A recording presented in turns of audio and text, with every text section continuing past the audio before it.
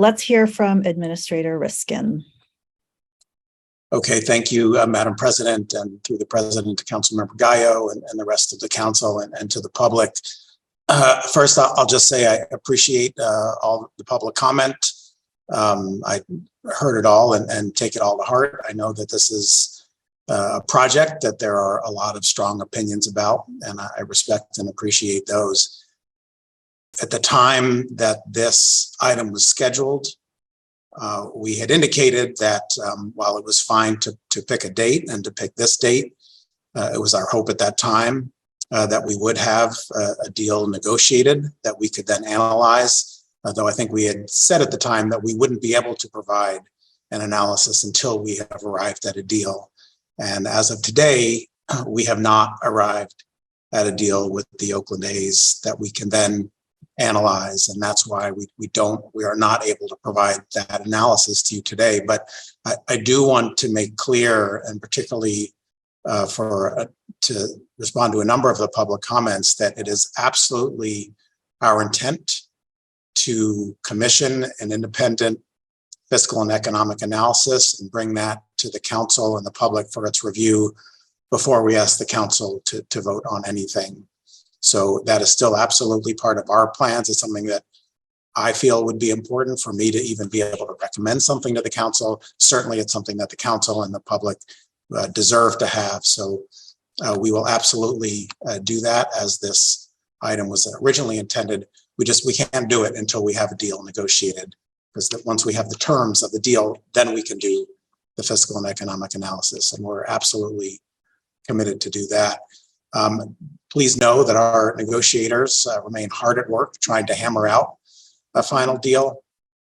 But it's complex, and as you know, we're not going to make the mistakes. We're not going to bring you a deal that repeats the mistakes of the Raiders or of maybe what's happening with the Nationals in DC. And that's why it's taking some time. We need to make sure that the city is protected and all the benefits that are meant to accrue will be accrued. So that said, I can give you an update on where we are, and hopefully we'll cover the items, Council President, that you referenced, and then of course will be available for any questions.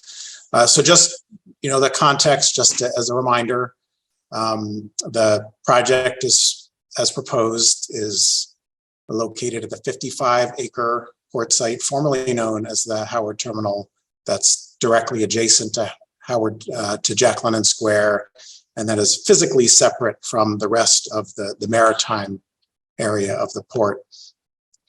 If approved, the project would consist of a 35,000-seat Major League Baseball ballpark and event venue, up to 3,000 residential units, up to 1.5 million square feet of commercial space, up to 270,000 square feet of retail space, approximately 3,500 seat indoor performance center, up to 400 hotel rooms, and a network of publicly accessible open spaces totaling up to 18 acres. So it's a significant brand new neighborhood in the waterfront, adjacent to Jack London Square and adjacent to other existing neighborhoods, West Oakland, Old Oakland, Chinatown, that would provide, restore or provide access to the waterfront that currently is essentially a fenced off parking lot. I do want to note, this came up a little bit in public comment, just to reaffirm, the port has reserved up to 10 acres of the former Howard Terminal site for potential expansion of the Inner Harbor Turning Basin. And we are informed that the port requires, and the A's have agreed to, removal of that acreage is finally defined by the port if the turning basin widening goes forward. And allowance for that reservation is part of the city deal. So there's work happening right now with the Army Corps of Engineers to work with the port to make the final determination. It could be anywhere really from none to all of that 10 acres. And so any deal that we would put forward for your consideration would reserve the right for the port to hold that 10 acres to the extent that it's needed for any expansion of the turning basin. So as you know, the council approved the EIR for this project in February. The EIR was subsequently challenged by Union Pacific Railroad, Capital Corridor, and the East Oakland Stadium Alliance. Just a week or so ago, the court held in favor of the city, dismissing the railroad agency claims entirely. In the Stadium Alliance case, only one limited issue remains to be resolved, and that requires refinement of the proposed mitigation measure related to wind impacts, but all other claims were denied. The trial court judgment is subject to appeal, which should be resolved by the end of this year. So that's in terms of the environmental clearance. With respect to the city's deal, we are working to implement the direction provided by the council in its July 2021 resolution approving the term sheet, and then its February 2022 resolution that the council president made reference to, which related to community benefits and freight compatibility. So I'll give you a brief update on the status of the directives regarding fundraising and community benefits, and then talk about what some of the outstanding deal points are, what's keeping us from getting to a deal at this point, and a little bit about time frame. We did prepare an informational memo. We just sent it out a couple of hours ago, but it is up on our website. If you go to the website and search for info memo or Waterfront Ballpark District, you can find the memo, which has a lot more detail than behind what I'm going to highlight here. So one big area that we have been working on is offsite infrastructure. In its 2021 resolution, the council modified the staff recommended term sheet to relieve the A's from the responsibility for the offsite infrastructure, and instead instructed the staff to pursue the use of federal, state, and regional funding to defray those costs. To date, the city has been successful in securing, or is in the process of securing, $321 million of federal, state, and regional funding for a suite of infrastructure projects, many of which will broadly benefit Oakland's downtown, Chinatown, West Oakland, and the Jack London district, as well as the port, with or without the ballpark, whether this development happens or not. And I do want to just make sure that that point is clear. The majority of when we're talking about offsite infrastructure is for projects, some of which have been long planned, some of which have long been in our capital improvement program, that will improve safety and access, transit use, and connectivity between those neighborhoods and our waterfront. Again, whether this project happens or not. So your direction for us to pursue these grants and our staff's great work in securing that level of grant funding is great, regardless of what happens with this project. That amount represents 90% of the offsite project costs as they were originally estimated by the A's last year.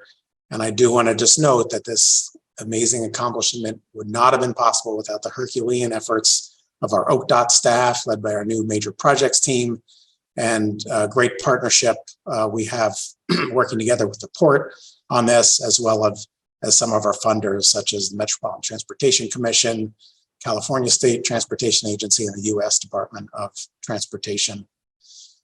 So the good news is that we've been able to raise a lot of money. The not so good news is that in the intervening year, since receiving that directive from the council to pursue these funds for the offsite infrastructure, we've also been working hard to update the plans and the budgets that were based on the original estimates provided by the A's. And like everything else, those costs have gone up. So that process has identified significant new and higher costs of implementing the offsite infrastructure.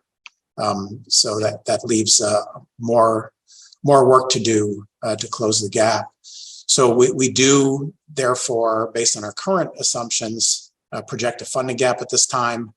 So our challenge now is to identify sufficient funds to support the work needed to complete the offsite infrastructure, while ensuring that unexpected increases in costs will not adversely impact the general fund.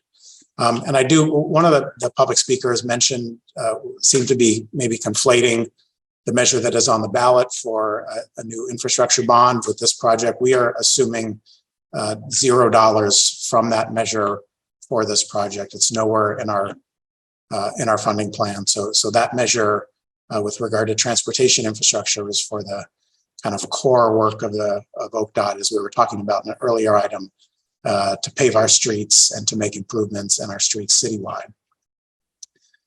The city does have the ability to issue a limited obligation bond, the debt for which would be solely funded by the project's anticipated tax streams, such as sales tax that would be generated on the project site, hotel tax from that up to 400-room hotel, business license tax, et cetera. So revenues that are generated on the project site that wouldn't otherwise exist, we would have the opportunity to potentially bond against, which could help protect the city in the event of higher costs, or partly to fill the funding gap if we're not able to close it fully through grants. Beyond that, the city does have a very large federal grant application pending at the U.S. Department of Transportation for $183 million, which obviously would be significantly helpful in closing the gap. However, honestly, we were unlikely to be awarded that full amount, nor hear whether we've received it till end of the year at the very earliest, more likely early next year. We also have identified other funding opportunities for which additional applications are going in the coming months. So we are still actively working to pursue all of those, and there's detail of all of that in the info memo. So in summary, we are pursuing all avenues to close the gap for the offsite infrastructure, but it does remain a challenge. And there are risks to infrastructure projects in terms of cost. So part of the challenge in negotiating is to make sure that the city is protected from those risks. The city's general fund, which I know is the direction that we got from council, that's what's been a challenge in part to negotiate. But I do want to restate that the majority of the projects in funding are for projects that are necessary and will benefit our neighborhoods, businesses, residents, and visitors, regardless of what happens with the project. So the fact that our staff has been successful in securing as much as they have is great news for the city and its neighborhoods. So then moving on to community benefits, which I know was a big part of the resolution, the discussion both last July and this February. So I'm just going to give some highlights. We provided a lot more detail in the memo, and I can try to answer questions. But some of the highlights are, first, one of the directives was further engagement with West Oakland. So that has proceeded, including a town hall that I believe the council member hosted in March, and a number of workshops on the community fund design. And that engagement is ongoing, will continue into the fall. Likewise, in Chinatown, there has been work to complete a non-CEQA traffic study, the results of which ultimately will inform and be fed into the draft transportation management plan. So that work is done in part and will be presented. The next phase of it, I believe, will be presented back to Chinatown stakeholders in the coming weeks. And then what comes out of that process will inform the transportation management plan, which will continue to be a living document, and essentially up until the time the ballpark opens. We will be including the State Department of Toxic Substances Control Working Group as a required element of the development agreement, as you directed. We have meetings scheduled with Bike and Pedestrian Advisory Committee and the Mayor's Commission on Persons with Disabilities to review the project and infrastructure plans and solicit their feedback. We did schedule engagement with the freight stakeholders as you directed, but that engagement was placed on hold once they sued us over the environmental. So we're hoping with that resolved or close to being resolved that we can get back to the table with them and work through any outstanding issues that our current transportation plan and other seaport compatibility measures have not addressed. We have, though, continued work on the city's industrial lands policy and the general plan update. In the last year or so, we've hosted 14 stakeholder meetings, and there are issues in those forums that relate to some of the issues that have been of concern to these stakeholders. And we did engage further with the port on its seaport compatibility measures, all of which the city and port coordinated to incorporate in the EIR that was certified by this council in February, and as I mentioned, subsequently upheld this month by the Superior Court. We have continued to confer with the port, which after further review has affirmed and confirmed its comfort and commitment with the sufficiency of its seaport compatibility measures. So they remain fully embedded in the EIR, and would be our full intent to see them all implemented. The port continues to work on refining the jobs policies for the proposed project, including both construction and operational jobs and small business opportunities.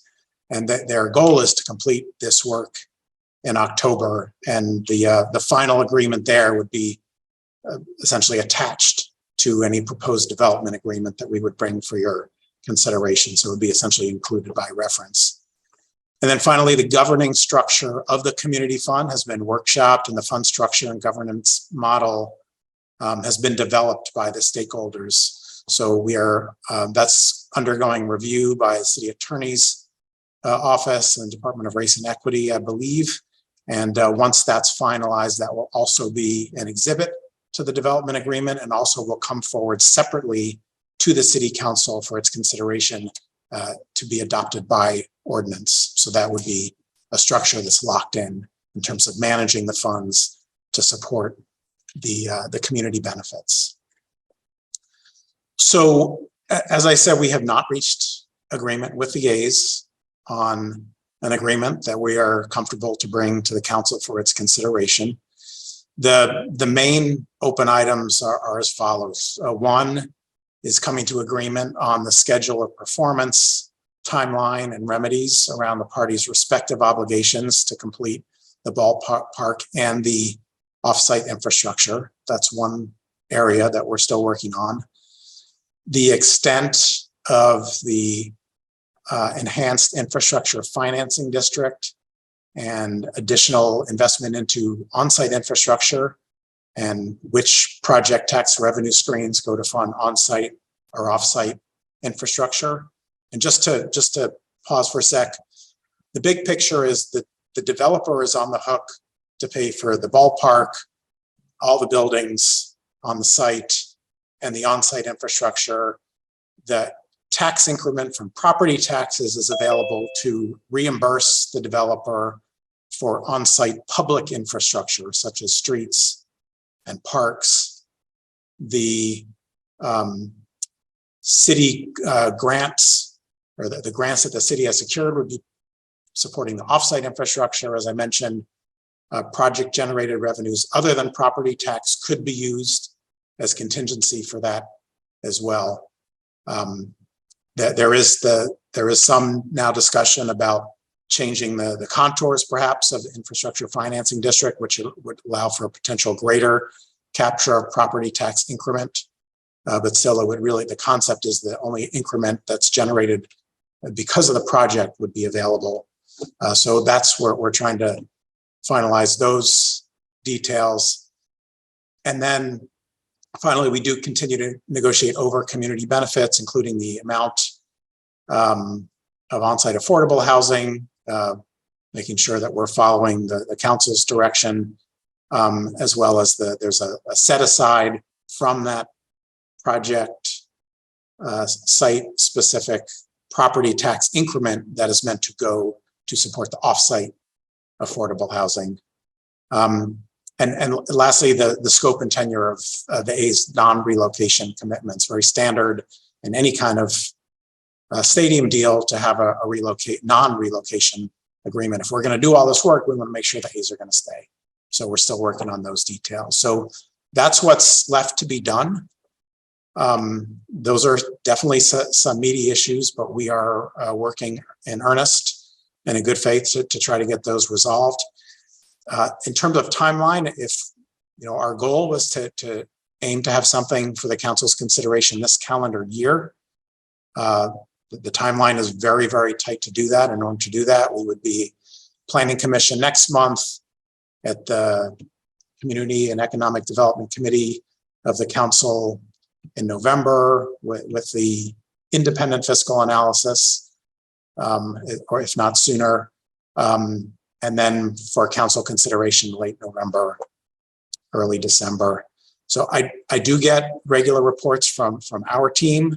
I can assure you they're doing everything in their power to negotiate a good deal for Oakland and Oaklanders, one that protects our general fund and meets the council directives with regard to jobs, housing, and other community benefits as provided for in the two resolutions. We continue to believe that such a deal is possible, and we'll continue to work with the A's in the coming days to get there. So that's a summary of what's in the memo. There's a lot more detail there.